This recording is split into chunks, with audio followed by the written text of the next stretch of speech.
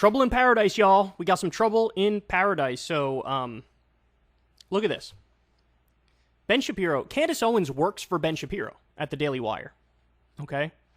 And they've had a little disagreement recently over Kanye West. Kanye has been saying pretty brazenly and openly anti-Semitic things. And Candace was sort of playing defense for Kanye as he did it.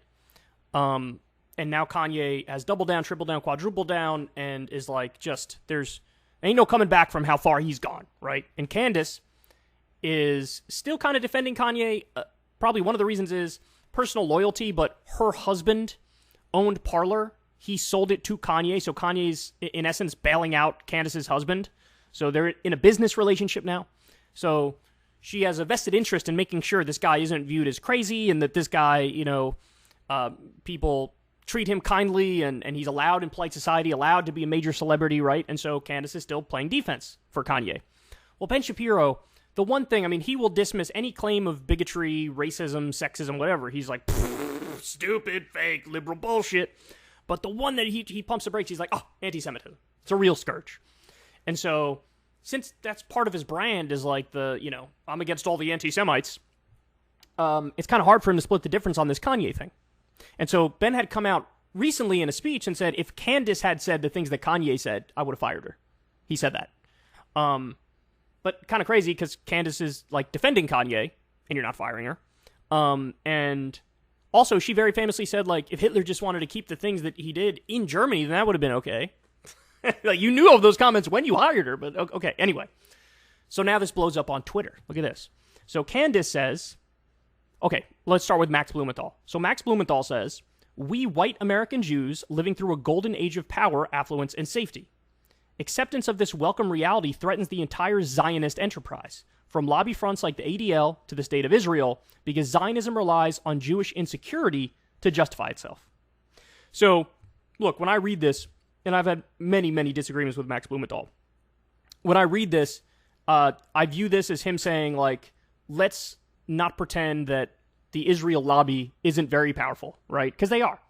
They are. There's no doubt about it. AIPAC, the ADL, like, AIPAC spends a tremendous amount of money in American politics, on American politicians, and then effectively gets them to vote the way they want them to vote, with unending loyalty to Israel. Give them more subsidies, more weapons packages, and this is an open secret. Now, this is not...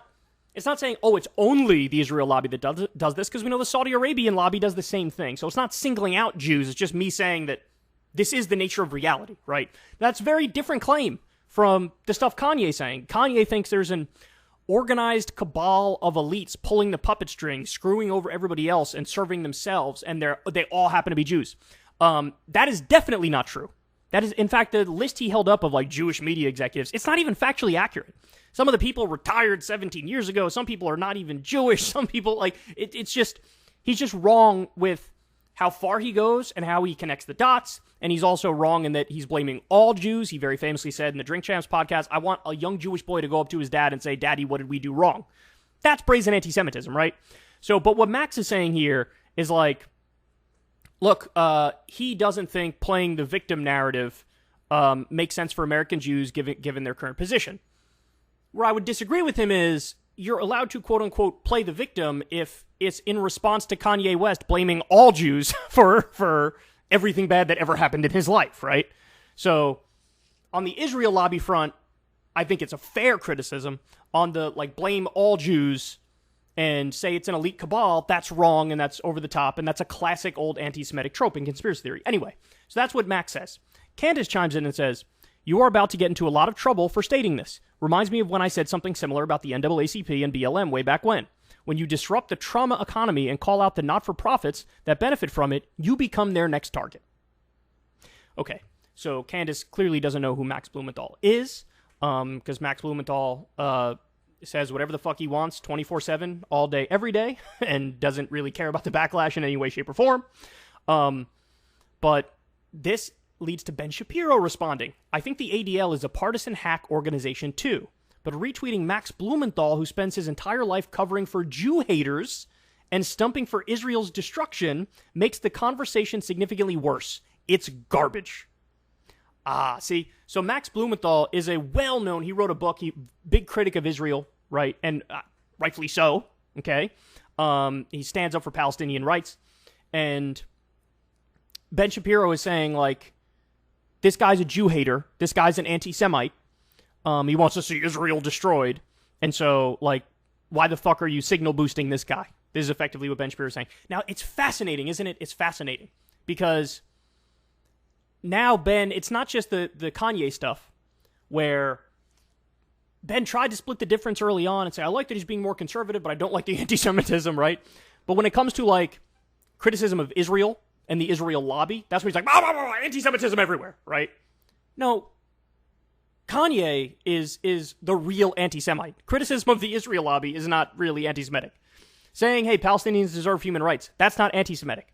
But now he sees that Candace is sort of flirting with Kanye's flat-out anti-Semitism. That was obvious. But now it looks like, Candace is also becoming critical of Israel. Oh, Ben can't have that. Ben cannot have that at all. So then we get the response from Candace. I don't know who Max Blumenthal is, but I do know that you have my number and could have informed me in earnest. Real relationships should trump Twitter theater. Let's set a better example going forward. In other words, bitch, who do you think you are? Calling me out on the TL because I quote tweeted Max Blumenthal? Could have texted me. Could have talked to me like a friend. Let's do that going forward. Let's set a better example. Woo, Candace is getting snippy. A little bit of attitude in this tweet. You know what I'm saying? Good googly moogly. And so, Lord only knows what the text conversation was like. But look, I'll say it. Candace is on thin ice. Ben is in a no-win position for this reason. He doesn't like what Candace is doing. He doesn't like the defense of Kanye. Doesn't like the defense of Max Blumenthal. But he also has positioned himself as like, we are the right wingers and we believe in freedom of speech, even things that are uncomfortable to say. And so if you do something like fire Candace, oh my God. Oh, it would rain holy hell on Ben Shapiro. It would rain holy hell on him from the very base that he cultivated himself. So this ain't done, guys. I'm going to tell you right now, this is not done. This ain't over. Because we also heard, remember, Kanye West told Lex Friedman when he did his podcast that the Daily Wire wouldn't allow Candace to interview Kanye. And what Ben said is, Kanye can sit down with it for an interview with me or with Jordan Peterson, but not you, Candace. Because he doesn't think Candace is equipped to, rebut the nonsense he's going to spew and the genuine anti-Semitism he's going to spew. But yeah, you could see what happened with Candace here. Defending Kanye. Now family's in a business relationship with Kanye. It's getting under Ben's skin. Ben's had enough, sort of fired back. But notice, the thing that broke Ben was just like quote tweeting Max Blumenthal. It wasn't anything about Kanye, even though that was way more egregious. Didn't matter. But he's at his tipping point, and so is she. And grab the popcorn, because this one's going to get really, really interesting.